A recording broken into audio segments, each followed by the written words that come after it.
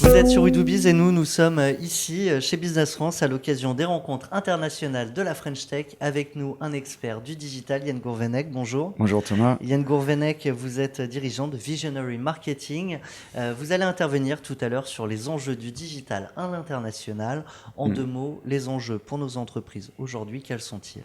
Ouais, il y a des enjeux qui sont énormes en termes de... On parle de B2B ici, donc il y a un enjeu dans les 5 prochaines années qui est énorme. Alors on le comprend à peine en France parce qu'on est un petit peu en retard, mais c'est pas très grave parce qu'on va rattraper le mouvement. Et on va le comprendre tout de suite. Et on va le comprendre tout de suite. C'est vraiment cet enjeu, il est important, c'est autour de la vente. S'il y a bien un domaine qu'on croyait à l'abri de la transformation digitale ces dernières années, c'était la vente. Parce que la vente, c'est simple, il y a un commercial et il y a un client. Et on envoie le commercial chez le client et il fait son business et ça marche. Oui, enfin, sauf que déjà, c'est pas toujours comme ça, parce qu'il y a les hauts de marché et il y a les bas de marché. Et deuxièmement, je dirais, il y a tout un tas de phénomènes qui font que les choses vont changer. Alors déjà, d'une part, l'évolution du comportement des consommateurs, enfin des clients, pardon, en B2B, qui finalement sera, mon lapsus n'était pas complètement idiot, parce que le comportement des usages, exactement, des consommateurs en B2C. Et notamment, c'est le self-service. L'utilisateur en B2B, en fait, a horreur qu'on lui vende, mais par contre, il adore acheter. Et surtout, quand il a besoin d'un avis, eh bien, il appelle quelqu'un, mais c'est pas forcément le vendeur.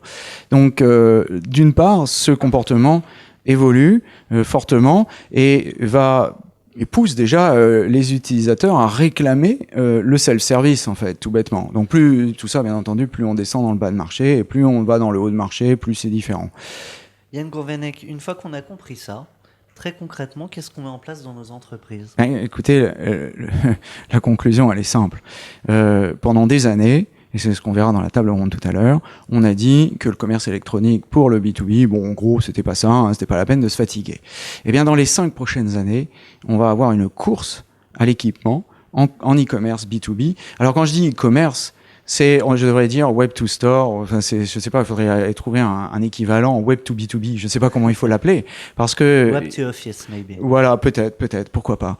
En tout cas, je dirais une inclusion du domaine web à l'intérieur du circuit commercial B2B et le self-service à l'intérieur de ça, pas uniquement, mais très fortement présent. Et puis, il y a un exemple, puisqu'on m'a demandé de citer un exemple marquant, il y en a un qui est simple et qui vient de nous donner une grosse claque au mois de mai et qui s'appelle Amazon Web Services et qui a réveillé tout le monde d'un seul coup parce que jusqu'au mois de mai, ils n'avaient jusqu'ici jamais donné leurs chiffres.